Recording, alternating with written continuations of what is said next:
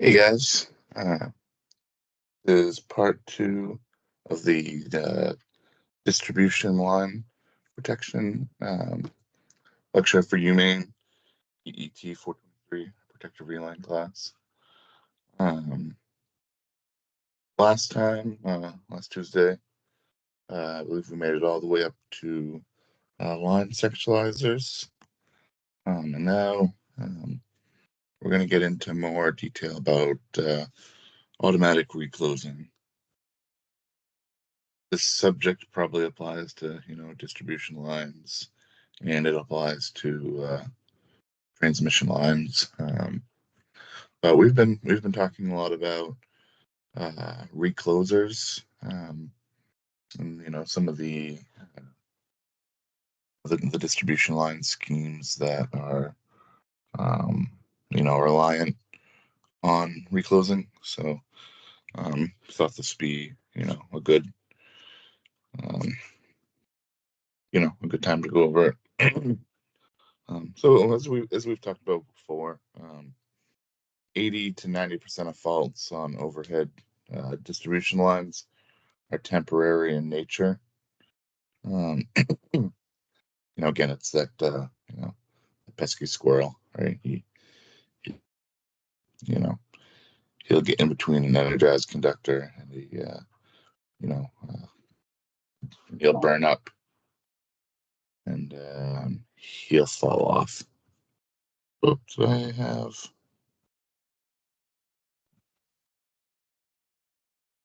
Oh, okay. Sorry, I thought I had a technical issue, but I don't think that. Let me restart. Yeah, we're talking about that pesky squirrel. He burned off, he fell off, but once he falls off, we're good to reclose. Similar things I've heard: birds flying into conductors, tree branches, fall onto conductors and then fall off, lightning. There's a lot of temporary type of faults that can happen. So for those situations, there's a good chance that an automatic reclose attempt after that overcurrent trip or distance trip, or whatever protection trip we have, that it may be successful. Some situations where we might not want automatic reclosing, where we would be less successful. One example would be on underground lines. Makes sense. No squirrels, no birds, no tree branches. Some other places, transformers. There's a fault on a transformer. Same thing. It's transformers in a substation with a gated fence around it. Probably not temporary. As opposed to a distribution line, which could be running right through the road, right through the woods. Bus faults, we don't like to reclose for bus faults. Cat bank faults, don't like to reclose for those. These are all things that are, within the fence of the substation, more protected. We've got lightning protection for those also, so we're not going to see lightning. And another one I'm actually seeing very often, particularly on collector substations, is or solar and battery collector stations, is very short transmission lines. We're talking 500 feet, where the two fences between the two stations are really butted right up against each other. And that overhead transmission line, it's really almost more like a bus, I guess, at that point. It's pretty much contained within the fences for the most part. It's within the lightning protection coverage, so we wouldn't want reclosing on one of those. But for our overhead transmission lines and overhead distribution lines, we generally want it. For this class, we're going to talk about time delayed reclosing. That's more common on distribution lines. Yeah, I think you got to give that squirrel a couple seconds to burn.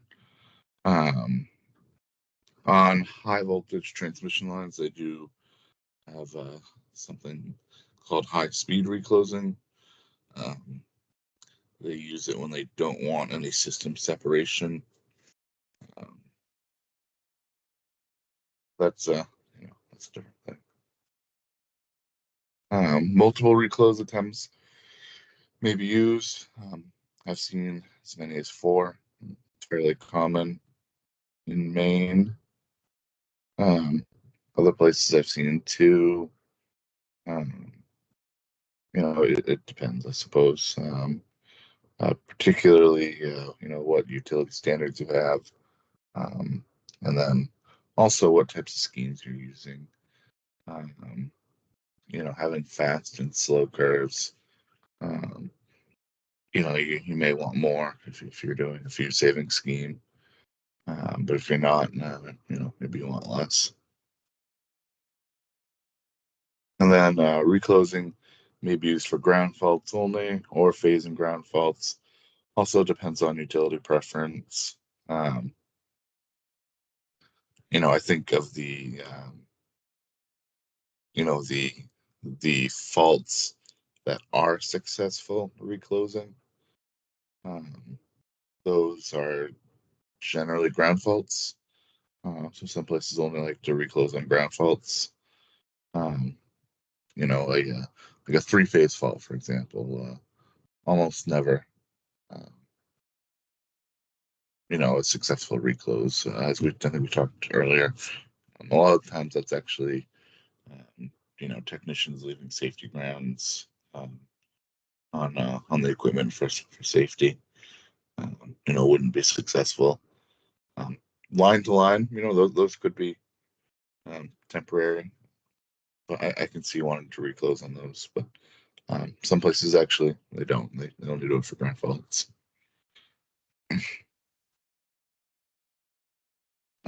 Some more on reclosing. Um, we may want to block reclosing for a number of reasons. Lockouts, breaker failure, or bus faults. Right, makes sense. We wouldn't want to reclose with a failed breaker. Same thing, we wouldn't want to reclose into a bus that's got a fault standing on it. Yeah, same thing. We may not want to reclose for known maintenance conditions, right? If we know that someone is working in close proximity to a piece of equipment that has reclosing, maybe we say, okay, for their safety, why don't we turn reclosing off? And then we may block to only want to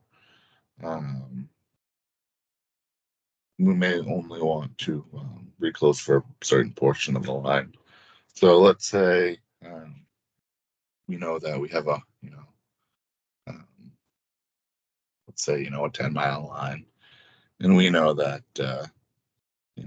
half of the line is underground, half of the line is overhead. Um, with the first half being underground and the second half being overhead. Maybe we actually want to set up either an overcurrent element or a distance element that you know reaches out to that to the end of the underground line, and we use that to block, um, so that the reclosing will only happen um, for the overhead line, portion of the line. So, um, a lot of reasons we don't want to reclose. I guess we'd say we really only want to reclose if the conditions are right. And then for a lot of these blocking conditions, the recloser itself will actually drive to lockout. And that's a setting in pretty much every, at least every Schweitzer relay.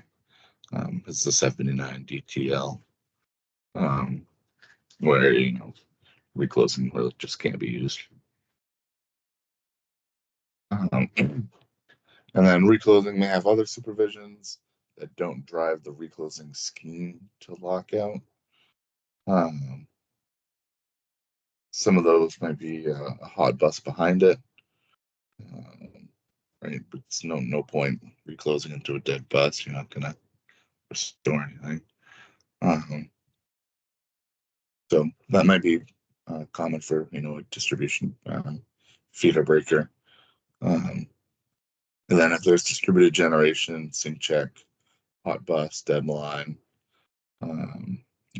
hotline, dead bus. That's if you have distributed generation, and probably more what you would see in a transmission system, to be honest. I would say for a distribution system, ideally, we're going to reclose for hot bus deadline. Even if there is distributed generation, that distributed generation should come offline before we reclose into the line. I guess an example of that would be inverters are really intended to come offline if they lose their utility source for more than 2 seconds. So kind of what I would expect to see there is, we've got the line fault, even if it is a squirrel. The line de-energizes maybe 2 seconds later. The generation comes offline because it's that deadline. And then maybe we have an open interval, 5 seconds. We successfully reclose on that supervision for hot bus deadline.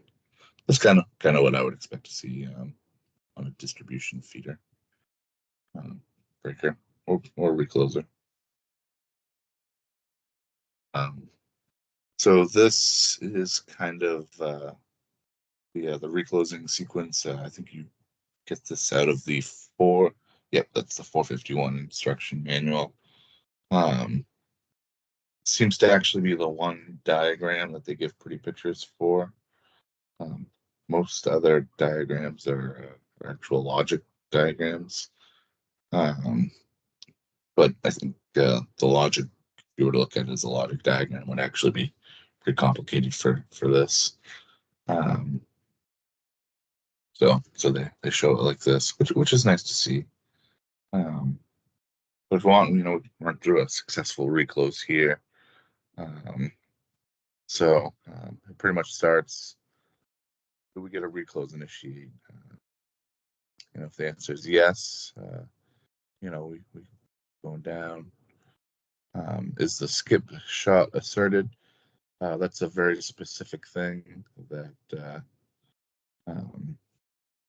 the relay engineer would want to either set to yes as no.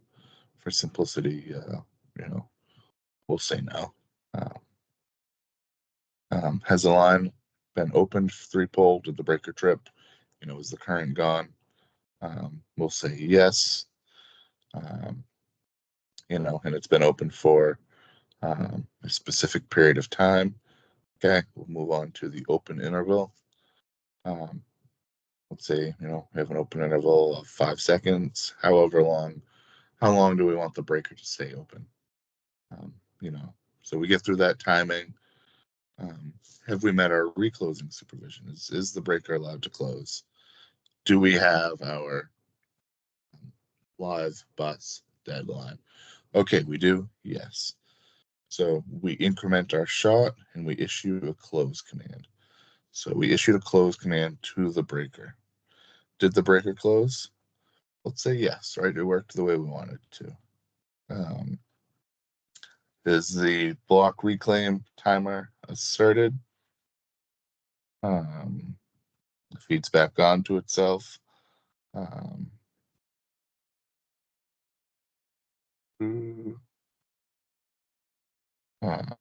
like we need a no to get to the next portion here. But this is the part where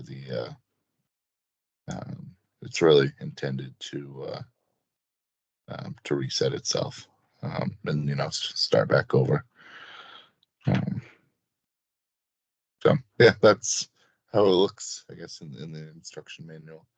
A lot of that's probably not going to make sense until we get into some other things here. So we've been spending a lot of time talking about, or I've been using the words, open intervals quite a bit. And it's, I guess, tough to know what that is without maybe seeing that. And we'll be running through one of these actually in the lab Tuesday. Hopefully that kind of helps, seeing a real example of it, or at least a tested simulation of it. So, yeah, the way this works is, let's say, you've just got a normal situation, breaker closed, we're all good to go. We get our initial trip right here. What happens is the breaker will open, and we're going to have that open interval. This whole time up until our reclose attempt, our relay is actually going to say it's on shot 0. One tough thing that can be difficult to distinguish is what shot you're on versus what reclose attempt you're on, versus what trip number you're on. But this timeline, I think, kind of helps clear that up. So this whole time you're on shot 0. And there's a relay word bit associated with shot 0 that you can, use in particular logic. So we have that reclose attempt number 1. As soon as that reclose attempt number 1 happens, we have moved into the shot 1 portion of our reclosing cycle. So let's say open interval 1 was, so let's just say the scale looks like maybe 5 seconds will work. The breaker closes back in. Right, it takes that fault is still there. Let's say it's a permanent fault. That fault is still there. It takes a very short period of time to detect the fault again, and we trip again. So now we have open interval 2. We can define how long we want that to be. Let's say here that it's 10 seconds. Right, looks like that's maybe twice as wide as open interval 1. So let's say in this application, that's 10 seconds. So after 10 seconds, it recloses again. We've now moved to shot 2. As we said, it's a permanent fault. It takes us a short period of time to detect it, and we trip again. So we go to our open interval 3. Let's say this one is 15 seconds. We reclose again as our third reclose attempt. We go to shot 3, which is our last shot. It's our last chance. But it's permanent. So we trip and we drive, reclosing to lockout. At any point here, we could have had a successful reclose, and we wouldn't have driven to lockout. We usually have what's called a reclaim time, and that time's, how long do we have, with a successful closed breaker before we say, okay, this reclosing cycle is over with. Reset everything back to the beginning. It's not shown here, but that's another part of this. After successful reclose, right? How long do we wait before we say, we're still in the reclosing cycle versus, we truly are successful. and let's get back to the normal condition. So that's another term you might hear is the reclaim time. Uh, so we've got the breaker auto reclosing operating cycles. You'll see this on your breaker nameplates. It really defines you know what are the breaker's capabilities as far as reclosing. Breakers don't have the ability to just um, trip reclose back to back to back very quickly. They get hot. Sometimes they actually need to charge some energy you know to be able to trip. um, so this is usually the the way that we define what its capabilities are. Um, so and it kind of looks like a sequence, right? You have your initial trip of a circuit breaker, the minimum open interval on the first reclose attempt. This is the reclose and trip, and then the minimum open interval on any following reclose attempts, and then reclose and trip. So that first time T is usually relatively short, right? Because we know that leading up to this point, um, the breaker, had the stored energy. It, is relatively cool, um, and that allows us to reclose relatively quickly. It's this following open interval that is usually a little bit longer, or minimum open interval that's usually a little bit longer, um, and that you usually have to look at to make sure that your reclosing times aren't too fast. Um, and for that one, it's a little bit longer because we used that stored energy to trip. Maybe we heated up a little bit because we saw a fault. Um, so, we want to wait a little longer. Um, yeah, and I guess saying on here, if we don't allow the open intervals, if we don't, um,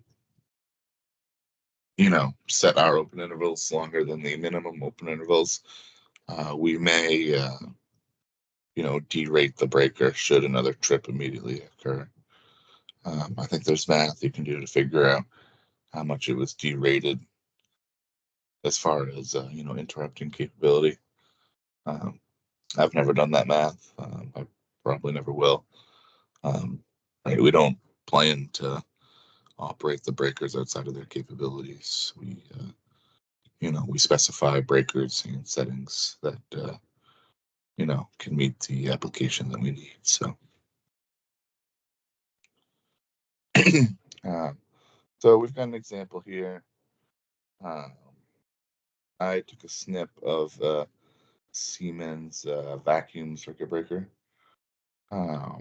Very typical 34 kV breaker that you might see for a feeder, for distribution feeder. If we were looking at 12 kV, it'd probably be pretty similar. If you get into higher voltages, you may not have a vacuum breaker. You may have an oil breaker. But this is a pretty typical nameplate that you might see for a breaker. You can see here the things like the maximum voltage, the continuous current rating, frequency ratings, the maximum short circuit that it can interrupt. How long does it take to interrupt? So a lot of the tripping characteristics. But then also on here, we see that operating duty cycle that we talked about here before. So this one looks like we've got a duty cycle of open 0.3 seconds, close open 15 seconds, close open. So let's say we've decided that we want open intervals of 10, 20, and 30. Will this work? So I don't know if this was a live. If we were in person, I guess I'd give you a chance to answer that question. Um, but I guess we're not, so I'll answer it for us. So yeah, this will work, right? 10 is greater than 0.3. 20 is greater than 15, and 30 is greater than 15. We're good to go. Yeah, that's I guess one example of that. Okay, yes, I guess me answering it. Yes, that'll work. Um, okay. I guess that's it for reclosing for now. We will get into overcurrent considerations. Um, Instantaneous overcurrent, 50P, 50G. We could have a 50Q, way less common. Um, so I guess I'm going to give some general criteria here. It's one tough thing about protection, a reoccurring theme you're going to see is I'm going to say it depends on what your client wants a lot of the time. So, like I said, I'm going to go over some typical things. Some of them more typical than others, but um, yeah, we'll just say typical. So instantaneous overcurrent settings, if used, some places don't like to use them, on their distribution circuits, um, are always set to underreach downstream reclosing. I would say that's an always. That's not a if your client wants it. Um, yeah, we want to underreach the downstream reclosing. The last thing that we want to do is trip instantaneously. Um, with the downstream reclosing tripping instantaneously. Because then, we've both tripped, and unless they've got some sequence coordination, or not sequence coordination, sequential reclosing, that's not going to work well. We call it instantaneous protection. Sorry, that's technically not possible. Maybe a better term would be without intentional delay. Because we're always going to have delays, right? It's going to take the relay cycle to detect the fault. It's going to take a cycle for the contact of the relay to mechanically close. As we saw here, for this particular breaker, at least, it's going to take 3 cycles to interrupt the fault current. So we'll use the term instantaneous, but it's not instantaneous, right? It's as quick as it can be with you know um, the equipment ratings, but we're not having any intentional delay. If we did want to use an intentional delay, we would generally call that a definite time overcurrent element, um, which is also pretty common. So yeah, I guess a couple terms there. Again, instantaneous overcurrent elements differ by utility preference. Some may not want it. Some may choose to underreach all downstream devices. We talked up above about underreaching the downstream reclosing, but maybe we want to underreach, the downstream fuses also. I guess it depends if that's what they want.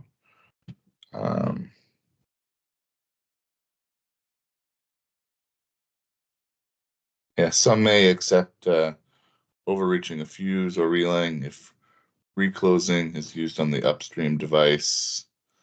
It is not on the downstream device. So yeah, we got an ex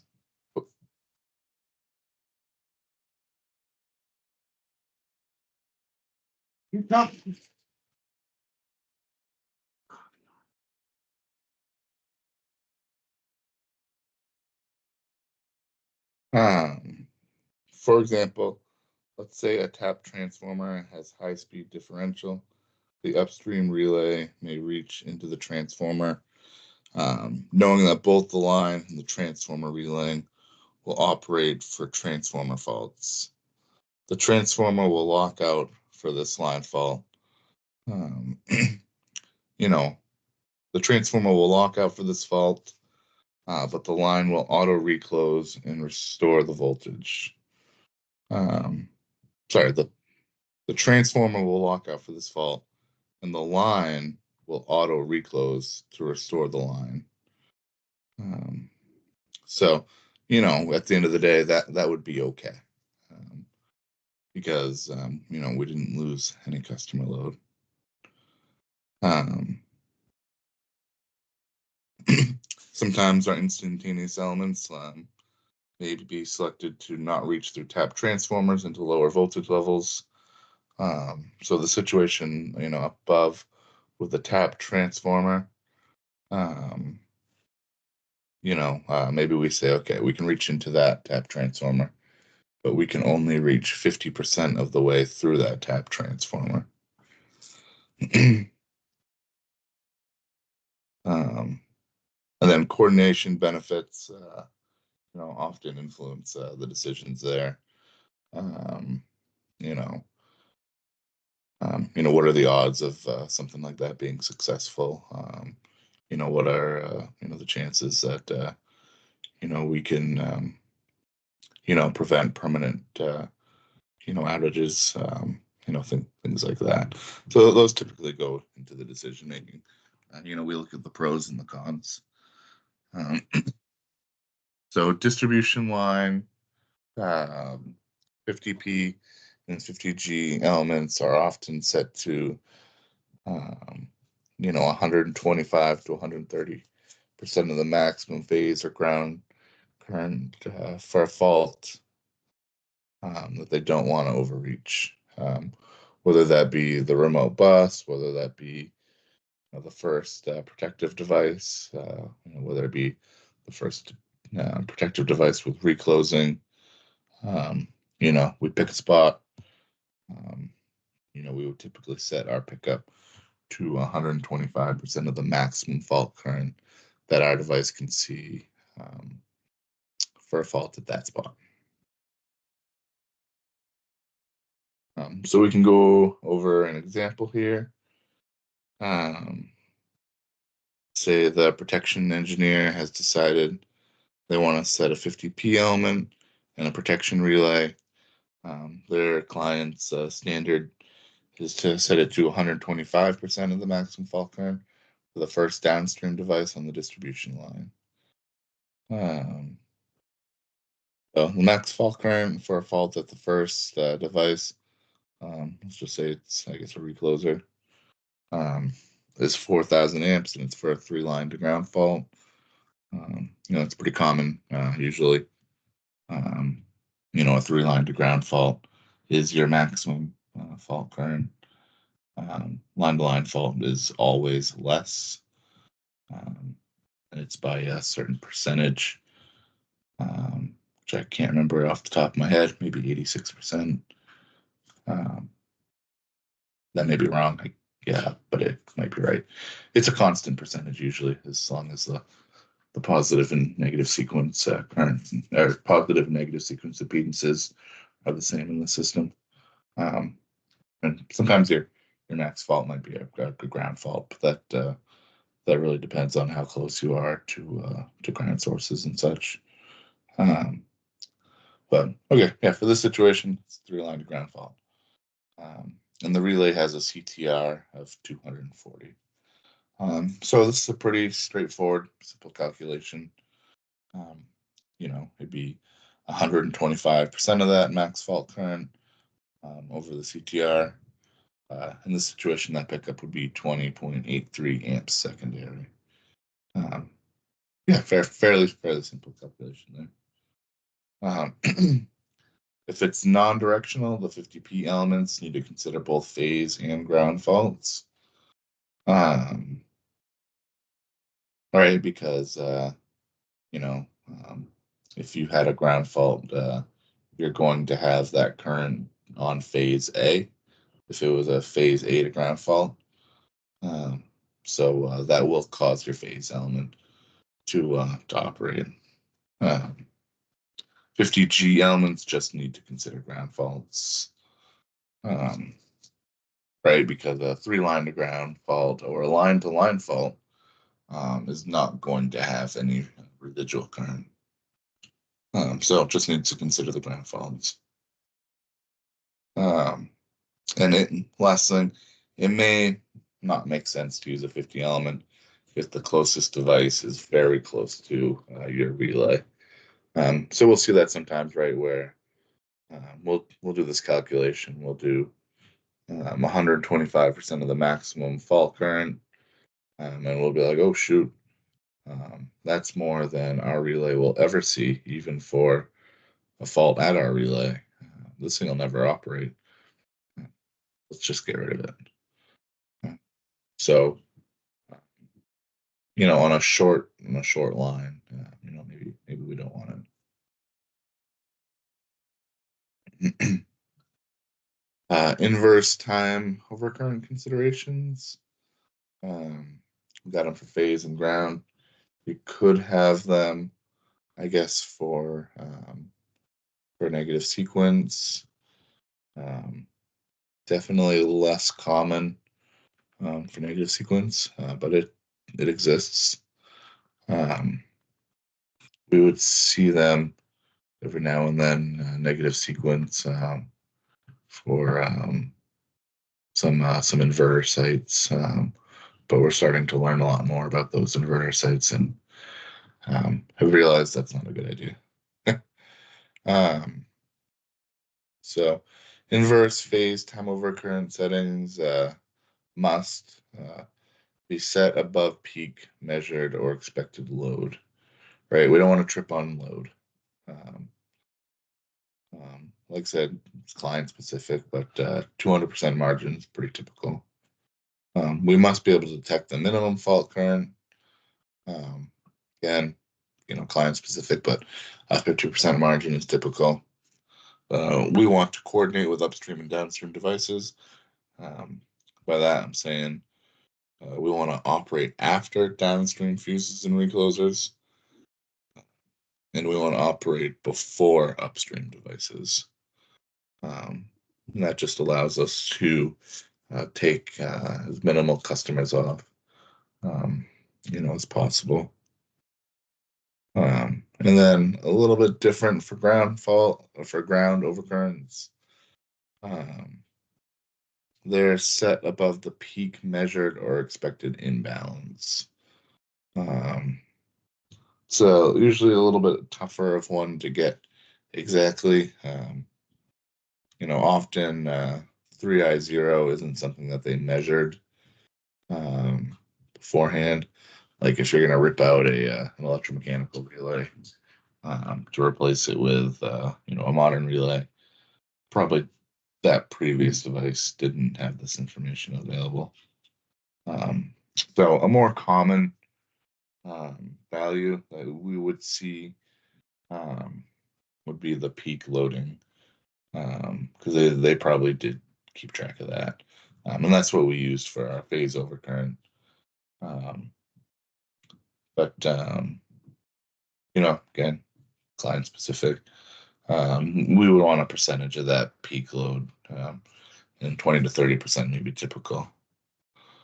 We want to detect the minimum fault currents, just like the phase one.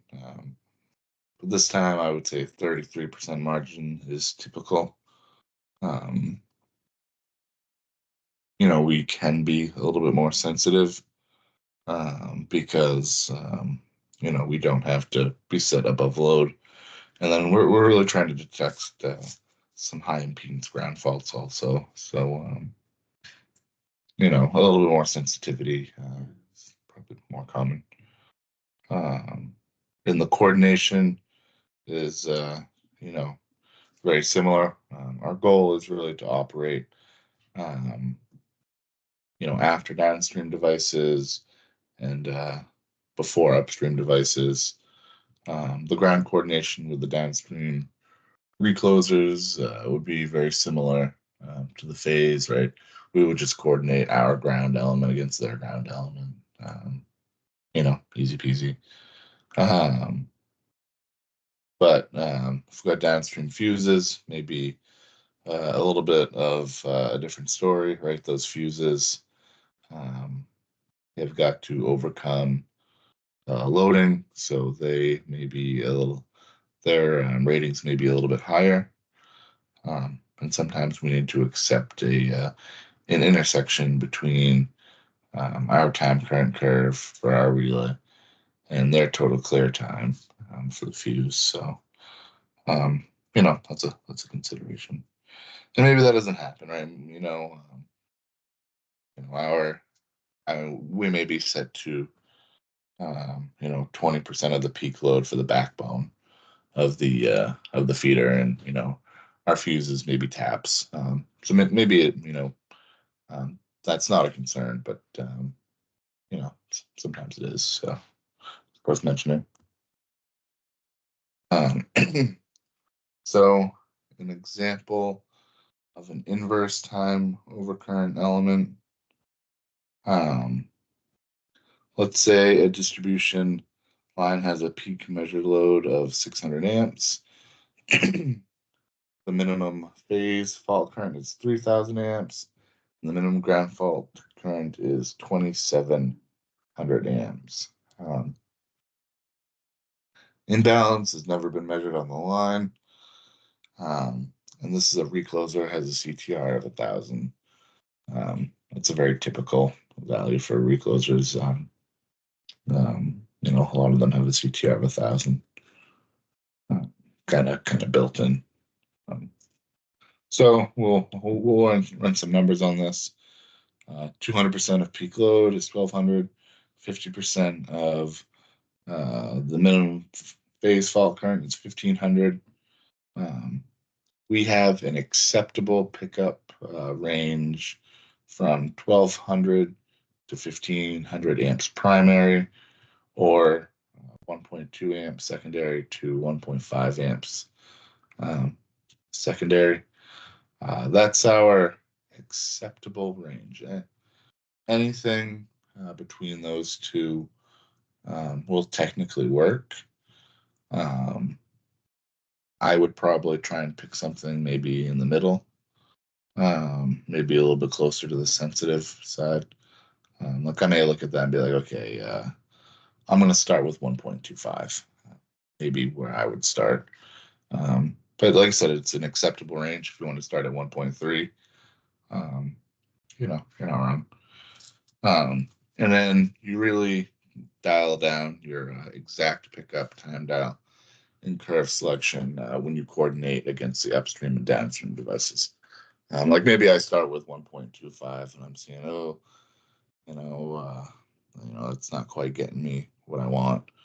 Okay, 1.3 might work better, and I might stick with that, depending on my time current curve coordination. So sometimes it takes a little bit of playing around with.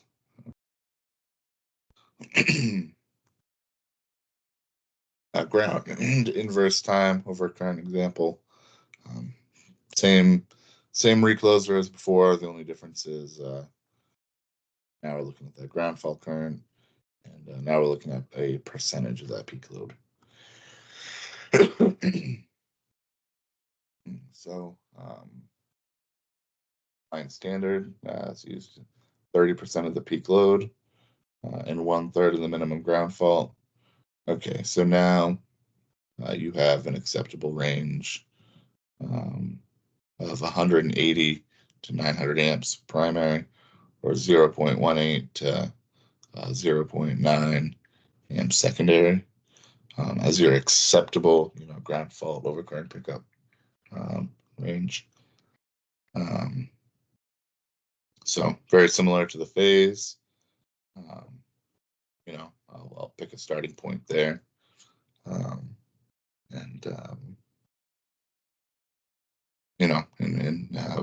work through the coordination. So yeah, sometimes your clients will actually specify what they want for this also. So like here's a situation. Maybe your client says, hey, try and always set it to 300 if possible. You look at this and say, okay, I can set it to 300. And that's what you would pick because that's what they say they generally want as long as it's acceptable. So sometimes you'll see that also. So one big challenge is we've been talking a lot about our acceptable pickup range, right? That's where we are above load, but below minimum fault values.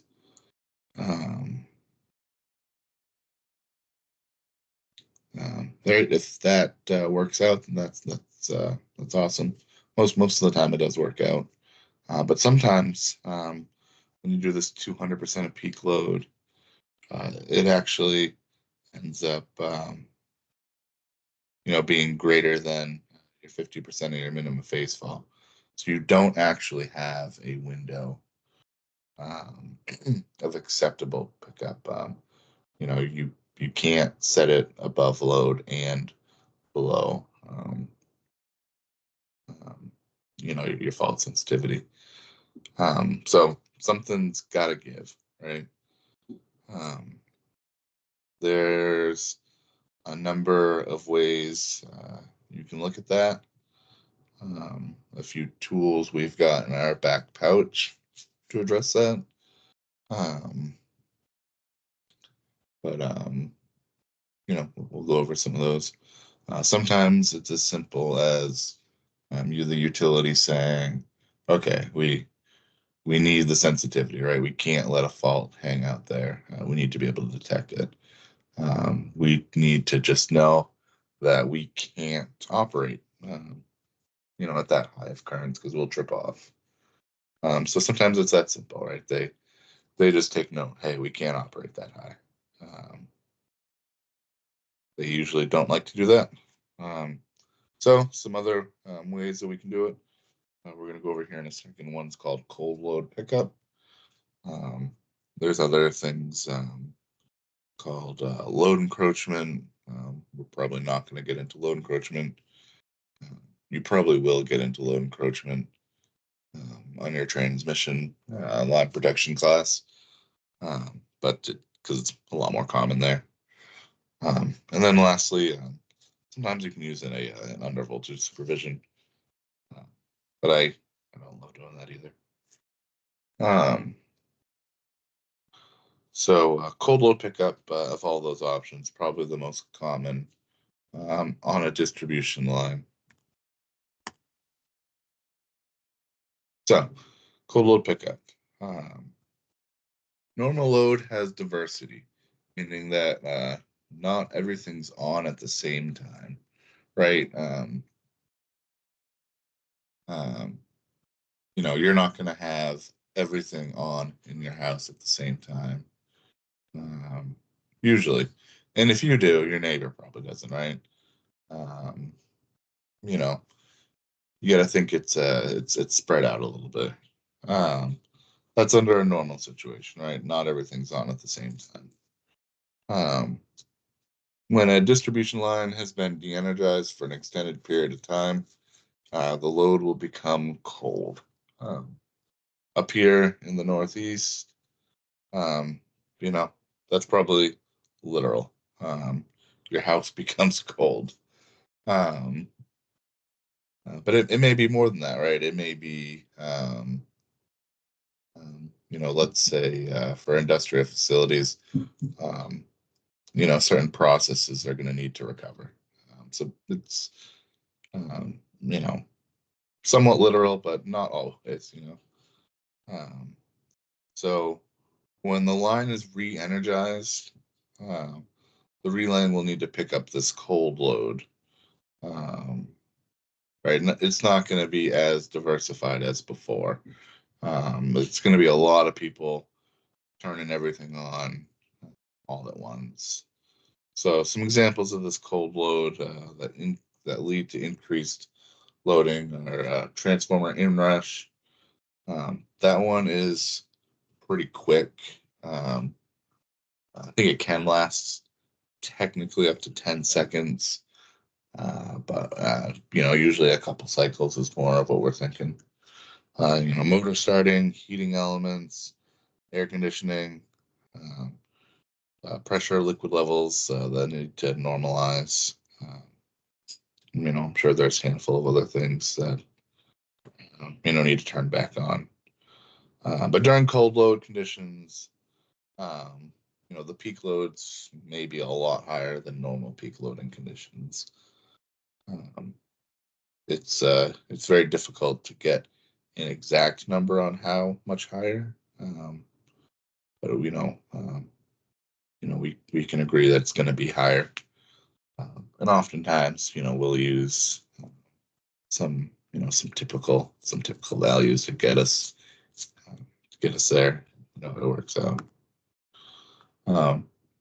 So we'll go over a specific application where this is a concern, and we can go over some solutions. So from before, let's say the client standard said that we need to be above 300% of the peak load to overcome cold load. Right? They know what the cold load is going to be, and we got to be 300% to overcome that. So from the fault data from before, we look at that loading that we need to overcome. We look at the sensitivity that we need, and we say, "Oh crap, we can't be above load and sensitive enough to detect all faults. We're going to need a solution for that." Right? It's not possible to set a phase pickup element, based off our previous criteria. So how could we overcome this? It's more than one answer, as we talked about before.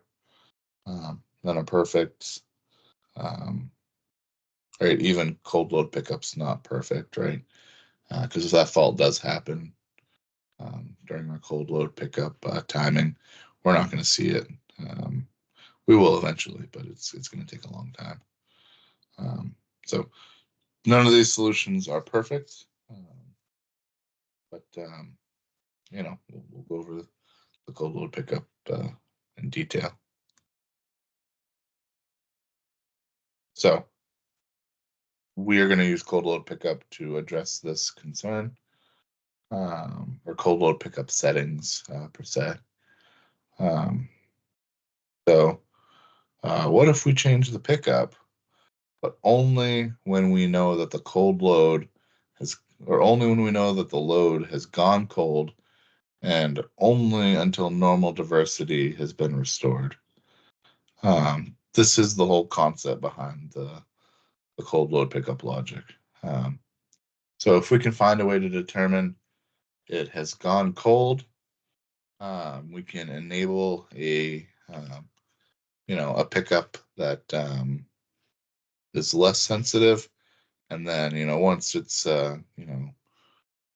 had some time to go back to its normal loading diversity, we can disable it. So it'd be an overcurrent element that is only active for a very, very specific time frame. Cold load pickup usually uses a separate 50 element, and torque controls the 51p element we previously set.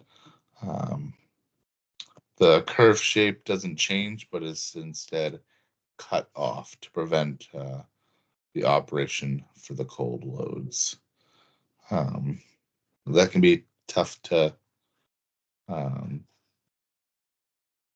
wrap your head around without visualizing it, which we will in a couple slides. So basically what that says is we're still going to set our 51p element based on everything that we have here. All right, we're going to have a pickup, we're going to have a time dial, we're going to have a curve selection. But we're going to set a 50 element, we're going to put it in the torque equation, is basically what we're saying. So we're going to read our overcurrent element is still going to retain all of those characteristics. We're really just going to snip off part of the curve. So let's do the following. Let's use the 51p pickup we had before. Let's say we decide on 1.4 amp secondary. Let's use a 50p element above the cold load pickup. Let's say 1.9 amp secondary. We won't trip the 50 with the 50p element. We're only going to use it for to supervise our 51p, through the torque equation. We haven't gotten a lot into torque equations, but it's basically a setting in the relay that pretty much says, yes, this element is allowed to be used, or no, this element's not allowed to be used. So if you have a 1 in the torque equation, it means yes, we can use this element. If you have a 0, it means no, we can't. So we're going to need this 50p to be asserted in order for our 51p to work in the torque equation. And we'll walk through some logic here. The initial condition is the breaker has just opened and cold load pickup is off. Note that load encroachment could also be used, but it has its own setbacks on a distribution line, mainly due to the natural imbalance. But you guys, like I said, will probably go over load encroachment in more detail in your transmission class. I may actually start with a different initial condition here. But so yeah, this is the logic that's associated with it. I think I may actually start with the breaker is closed. We've got normal loading. So let's start with that condition, and cold load pickup is off. So if the breaker is initially closed through here, this first AND gate, because the breaker is closed, that's just going to be a 0. Come down here, where we shouldn't be above our normal pickup.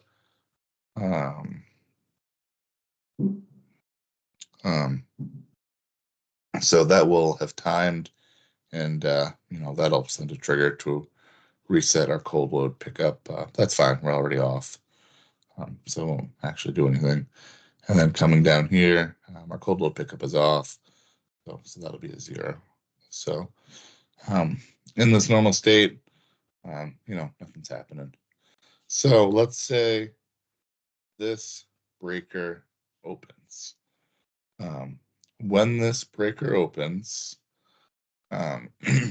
we'll see what happens. So breaker opens, our 52A has gone to a 0, goes through a NOT gate. We have a 1 at this junction. Over here, we had said that this guy had already asserted and sent a shot over here. Well, that's actually got a rising edge trigger. So that rising edge trigger is only going to exist for 1 cycle, and then it'll go away. So we'll have a 0 up here. 0 will get inverted to a 1. Okay, So breaker opens. This timer is going to start timing. We have it set to, looks like 108,000 cycles. What is that, 5 minutes? 60 cycles times 60 seconds is 3,600 cycles per minute. However many, is it 15 minutes? Or whatever 108 divided by 3.6 is. That many minutes. So after that many minutes, this timer will finish timing. It'll go to this rising edge trigger, and it will, as long as cold load pickup is off, it will turn it on. Okay, so the breaker has been open for a number of minutes, a long time. We're going to turn cold load pickup on. So this has essentially been armed, if you would. As we look, through here, with that breaker open, nothing's going to happen here because it's a 0 going into an AND gate. Nothing's going to happen here because it's 0 going into an AND gate. Okay, so this breaker's been open for a long time. We've armed our cold load pickup. And we're just waiting for that breaker to close. Okay, so that breaker closes. Now we've got a 1 right here, right? With having a 52A as a 1, now this portion of the logic doesn't matter anymore, right? Because that gets inverted to a 0. We can't make it through that AND gate. We come over here, and now we're waiting for us to drop below our normal pickup. So we've closed the breaker. We're getting all of this increased load, right? More than our normal loading, which is 1.4 amps. Let's say we're getting, 1.6, 1.7. The reason we have this cold load pickup, right? We're getting this increased current. What we actually want to do is we want to wait for it to drop down below our normal levels for a set period of time. So we want to say, okay, right, we want you to, get down below our 1.4, and we need you to stay there for 900 cycles, or looks like 15 seconds.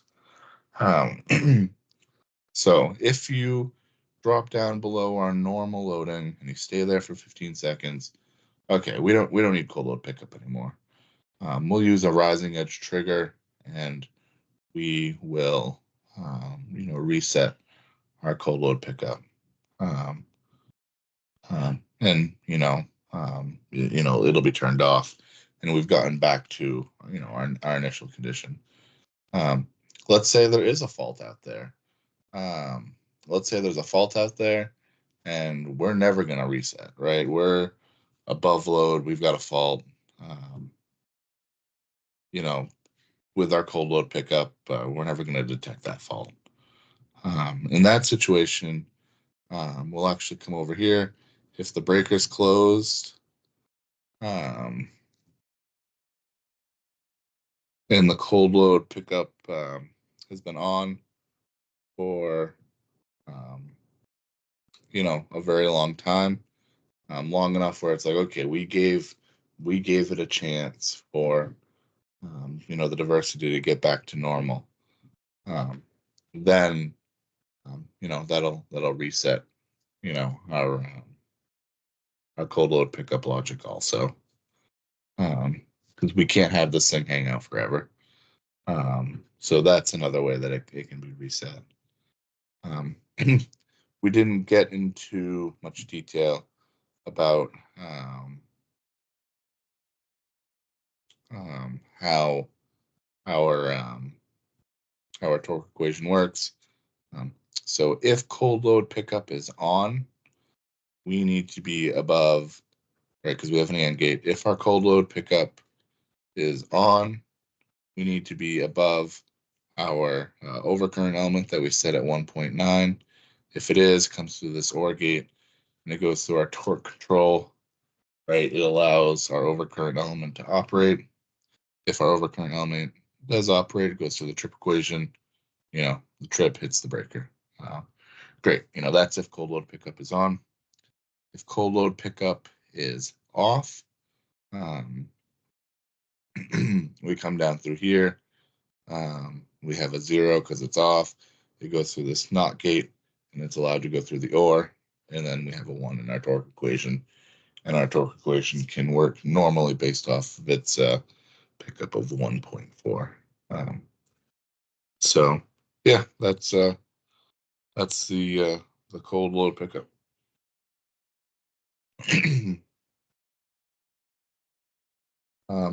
What does it look like in Aspen? Well, we have our our normal 51P shape here, set around that 1400 amps with its full curve. When cold load pickup is on, we've got this blue line set at our 1900 amps.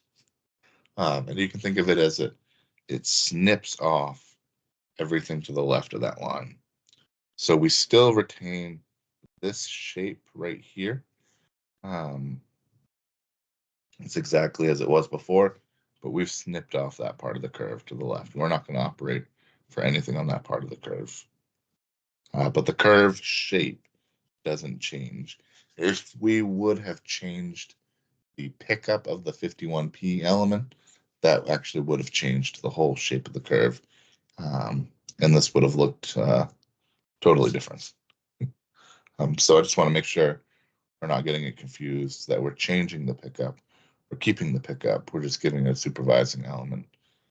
Because changing the pickup would change the overall characteristic, which we're not doing. So a few saving schemes.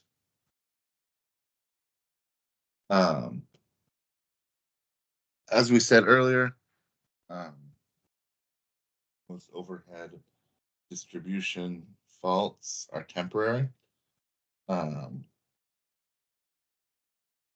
The downside to a fuse is once a fuse blows, it needs to be replaced by a technician. It's time consuming. People lose power for a long period of time. It's expensive. Nobody wants that.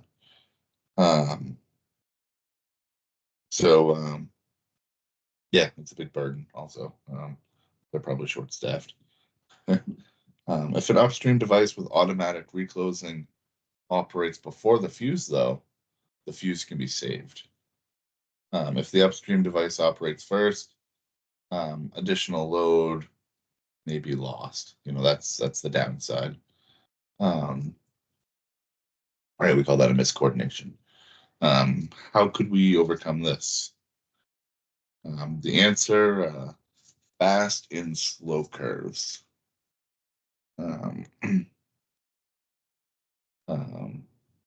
So if we go back to the 3 reclose example from the previous slides,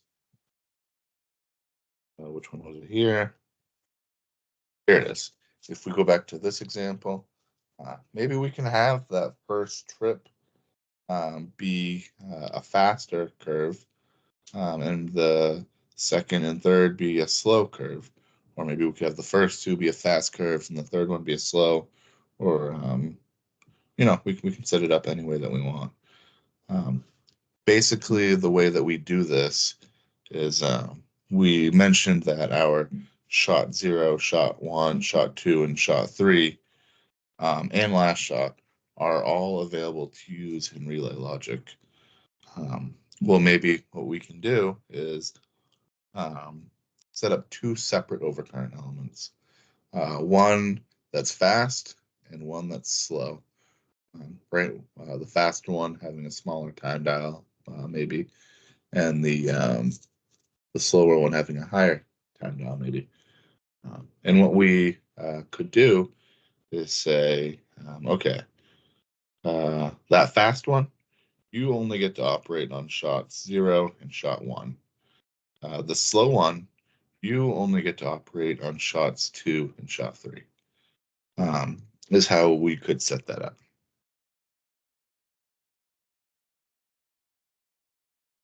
Okay. I guess I'm not going to read through exactly what I just said there. But the benefits would be, right, the fast curve would be faster than the fuse, and it could save the fuse for temporary faults. The slow curve would be slower than the fuse, and that's what we would use to prevent permanent outages, right? It's like, okay, fuse, we gave you 2 opportunities. You didn't, it's not you. So we're going back to our slow curve. And, okay, I worded that wrong. We're saying fuse, we tried to save you twice. It is you. We need you to isolate the fault. We're going back to our slow curve, and we're not going to take the rest of the line out of service. So that's how that works. I guess a more simplified way to show it. We could have shot 0 and shot 1 in the torque equation for our fast curve, and then we can just put a 1 in for the torque equation for our slow curve. We said that we only want to operate for shots 2 and 3, but shot 0 and shot 1 are faster anyways. As long as our fast curve operates, we're not going to operate. So, not a big deal. We could have also put shots 2 and 3 in there. So a good visual here. These are actually curves that you would probably expect to see in a 400 series relay. These are U4 curves, which are good for coordination with fuses. This might be what you expect to see in the feeder breaker relay at the substation. There's also very typical fast and slow curves available. The 105, 117, 113, 131 that we talked about in the previous slides. Those are also very commonly used in reclosers, which may, have fuse saving schemes as well. Want to get back to that visual. Yeah, we had it here. Just imagine a fuse characteristic sliding right down here through the middle. That's also very common. I think I just tried to simplify things.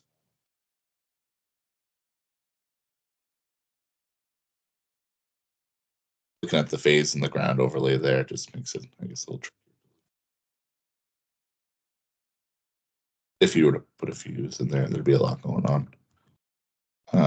So we can see here curve number 3, our fast curve, set more sensitive than the minimum melt on that fuse.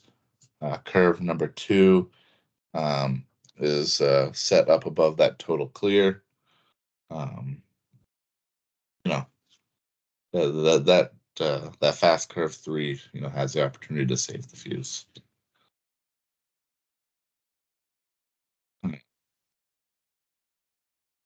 So sequence coordination.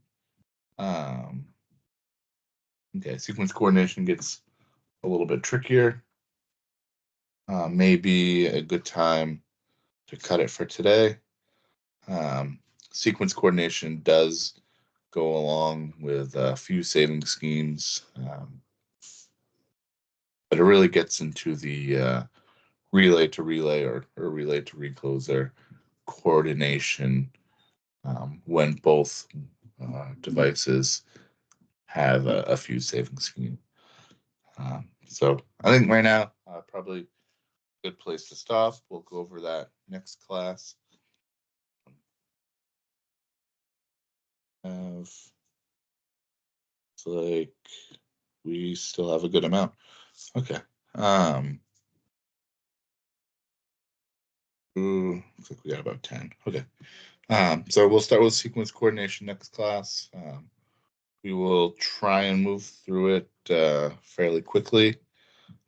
After we get through sequence coordination, I've built some tools for you guys to use for your homework. It's really they're just Excel spreadsheets that are made to mimic Aspen, essentially. But we'll go over how to use those. And then lastly, we set up a lab. And we'll actually run through some logic in the lab that's programmed to one of the 451s in the lab. So I think that'll be a cool opportunity for us all to work through. Because it's easy. It's not always fun to just listen to someone talk about this stuff and run through slides. It'll be cool to get in the lab and actually get to use some of the real equipment that you guys have been lucky enough to have donated to the university. So yeah, I appreciate the time. I'll see you guys next Tuesday.